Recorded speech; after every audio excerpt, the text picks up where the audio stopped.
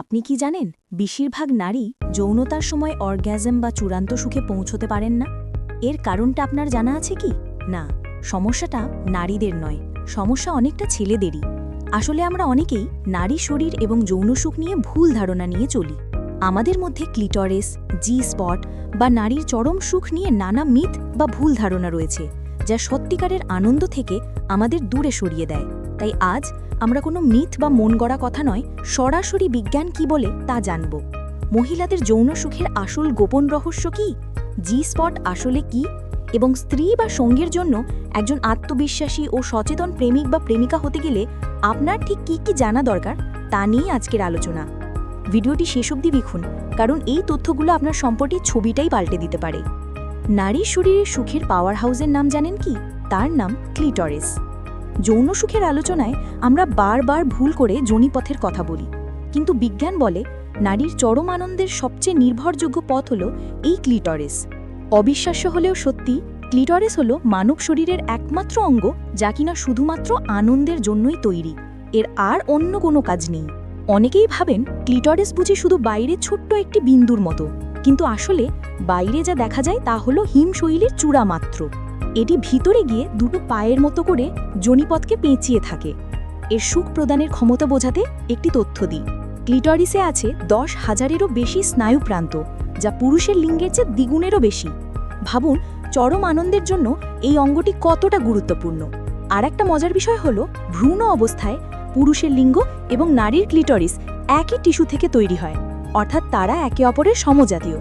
তাই পুরুষদের জন্য যেটা উত্তেজনাদায়ক হয়, সেই একই ধরনের উত্তেজনা অনেক ক্ষেত্রে আপনার নারী সঙ্গীর ক্লিটরিসের জন্য কাজ করতে পারে। তাই জি স্পটের মতো কোনো রহস্যময় জিনিস খুঁজতে যাওয়ার আগে ক্লিটরিসের সঠিক উত্তেজনা আগে নিশ্চিত করুন, কারণ সেটাই প্রথম চাবিকাঠি। ক্লিটরিসের কথা তো জানলাম, এবার আসি সেই রহস্যময় জি স্পটের কথায়, যাকে নিয়ে সিনেমা থেকে শুরু করে লোকমুখে এত আলোচনা। পুরুষেরা মনে করেন এটি বুঝি কোনো জাদুকরি বাটন যা খুঁজে পেলেই হলো, কিন্তু বিজ্ঞান কি বলে? আসলে জি স্পট কোনো একক স্পট নয়, এটি মূলত একটি জোন বা এলাকা। এটি যোনিপথের ভেতরে সামনের দিকে প্রায় 1 থেকে 2 ইঞ্চি গভীরে অবস্থিত। এই এলাকাটাতে ঠিক কি আছে? এখানে ক্লিটরিসের ভেতরের শাখা, মূত্রনালী, অন্যান্য কিছু গ্রন্থি একত্রিত হয়। স্বাভাবিকভাবেই এখানে অনেক নার্ভের শেষ প্রান্ত থাকে, যা এটিকে সংবেদনশীল করে তোলে। তবে মনে রাখবেন, ক্লিটরিসের মতো 10,000 নার্ভ এখানে নেই।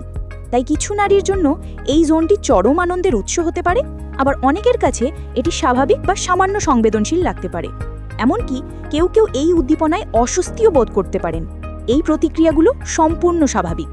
সুতরাং আমাদের পরামর্শ খুব সহজ, এটিকে কোনো লুকানো গুপ্তধন হিসেবে খুঁজতে যাবেন না। আগে আপনার সঙ্গীকে ভালোভাবে বাহ্যিকভাবে ক্লিটোরিস সহ উত্তেজিত করে তুলুন। যখন সে সম্পূর্ণভাবে প্রস্তুত, তখন আপনি আঙুল দিয়ে ভেতরে সামনের দেওয়ালে আলতো করে ঘষতে পারেন।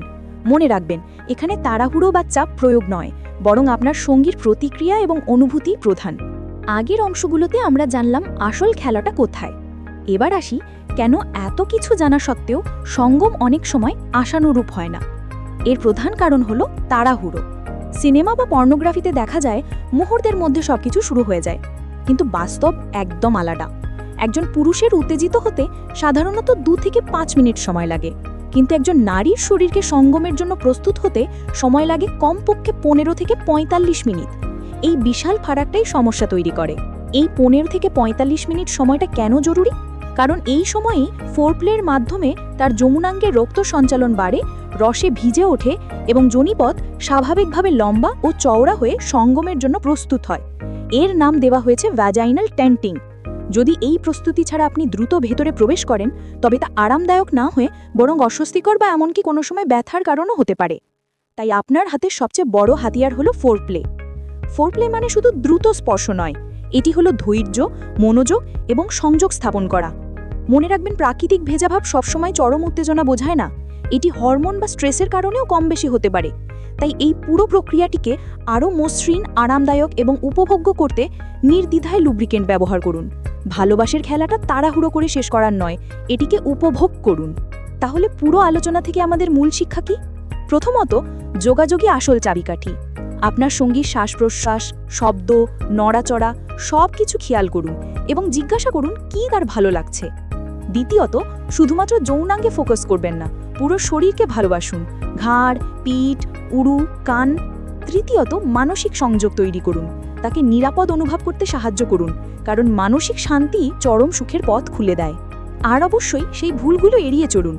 তাড়াহুড়ো করবেন না, ক্লিটরিসকে জোরে চাপ দেবেন না, এবং এক কাজ থেকে অন্য কাজে হঠাৎ লাফ দেবেন না।